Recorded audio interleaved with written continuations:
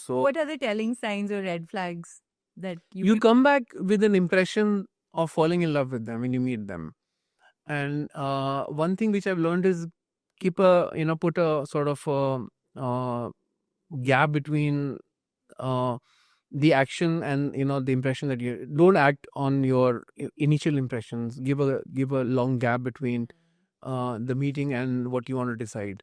And then for now, I'm almost 60 years now. I don't meet these people anymore. I'll rather read the transcript of a conference call and look at the data and look at the numbers and let the numbers do the talking instead of the people doing the talking. Because when you meet these people, obviously you're going to hear the best things. Yeah. And you meet the IR team, they're going to tell you all the good stuff. So you have to insulate yourself from all of this. So I think one way to also think about it is that, even when we are excited about investing in a potential company, we always give ourselves 24 hours more to think over it again. I think, that same thing. Is that enough? 24 hours usually to get the excitement out of the equation, right? Like it helps you at least get detached from that initial excitement where you're like, okay, now this is a great opportunity, let's go invest. But you have to think over it. But then don't they use that against you that, they're playing one against the other that, Well, then we don't want to be in those kind of deals, which are creating FOMO. And we saw so much bad behavior during COVID time where,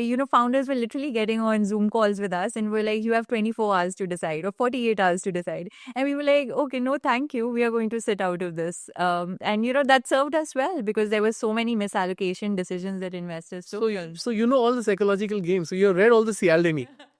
Yeah, well, you have to be detached from this process, right? And that comes back to Stoic philosophy in such a big way. And that is why I practice it. And I have this tattoo on my hand. What is the tattoo? It's Amor Fati. I can't see it. Okay. Yeah. Okay. So, you see the good, bad, and ugly, and the concept of radical acceptance, that, just accepting things as they are and not how you want them to be or, things like that, because often investors just delude themselves. That's true. Yeah. That is so true. Yeah. So, but coming back to some of these red flags that you were talking about, cutting out the noise to signal ratio and things like that, how do you inculcate that over a period of time? Oh, that will lead me to the lessons from spirituality. I think it's important to recognize that there is so much wisdom in our whole spiritual text, and if you really get down to it, when I teach the subject, I feel that I'm basically looking at an old wine in a new bottle. There's if you look at concepts like attachment and detachment, we'll call that endowment effect, we call it commitment bias.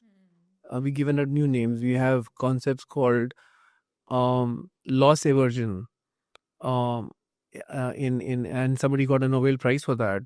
Well, in spirituality, we have concepts called equanimity.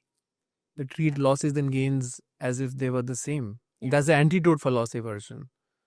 So the whole list out there. And Arjun tells you, Arjun is told by Krishna to be detached, to focus on the process and not the outcome. And Sachin Tendulkar will tell you that he looks at the playing field and not the scoreboard. Yeah. So we learn that, but I think it's important to incorporate these wonderful ideas in the way we think about the world of business and investing. And we live in a world, Shrishti, where the signal to noise ratio is getting worse and worse and worse. There's so much cacophony, and I teach students, Gen Z students, where their attention spans are that of a goldfish.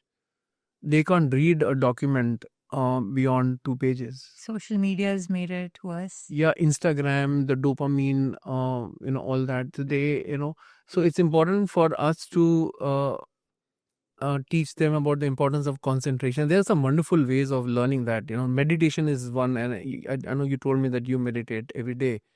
But meditation is not important just to be more spiritual. It trains you how to focus on something that is important, how to hold your focus on one object. It could be a flame, it could be your breath, it could be your thoughts.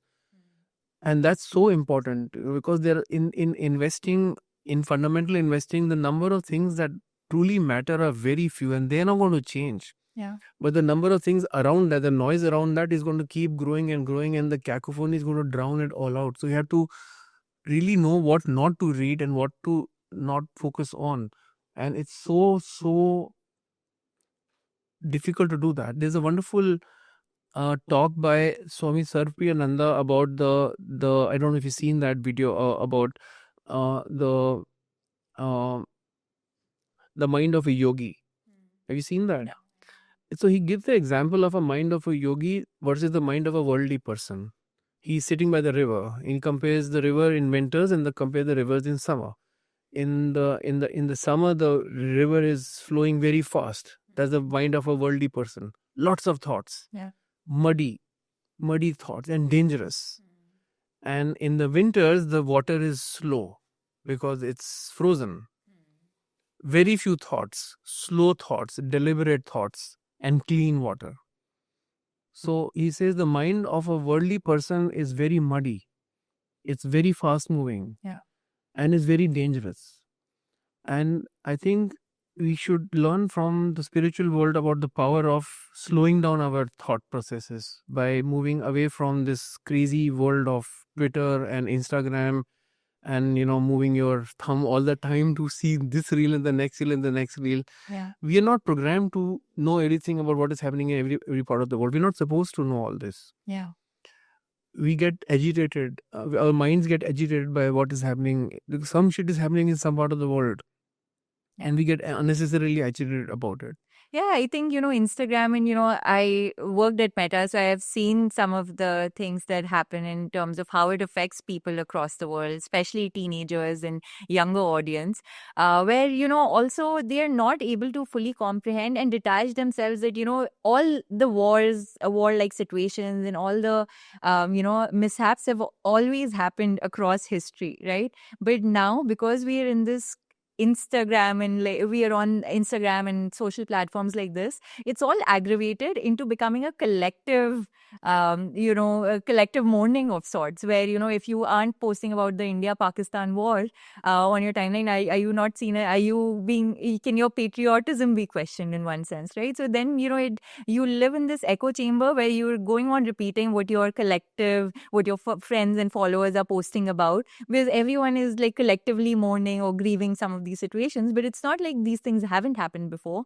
It's just constantly being bombarded with this hasn't happened before. Yeah, to be sure, I think the India-Pakistan situation is different here. We've just gone through a period of major, stress, and every Indian would be concerned about what the country has gone through. Yeah. But I don't think we should worry so much about Russia and Ukraine and what's happening in other parts of the world. I don't think that's any of our business. But what's happening to India and Pakistan, it is very much our business, I think. You do need to. But beyond a point. How people start posting about it, like it's going to impact something which will happen. You don't necessarily need to keep posting about it daily, right? That is true. That's what I was referring to. That is true. Guilty as charged. In my college group, I've been doing that. In school group, I've been doing that. So it does create a collective sense of, shared grief or like negativity in that sense, where, of course, these things are very important. And don't get me wrong, I completely agree with that. But, it's more about, what kind of impression it leaves on the other people who are receiving that message and what it triggers in them. That is true.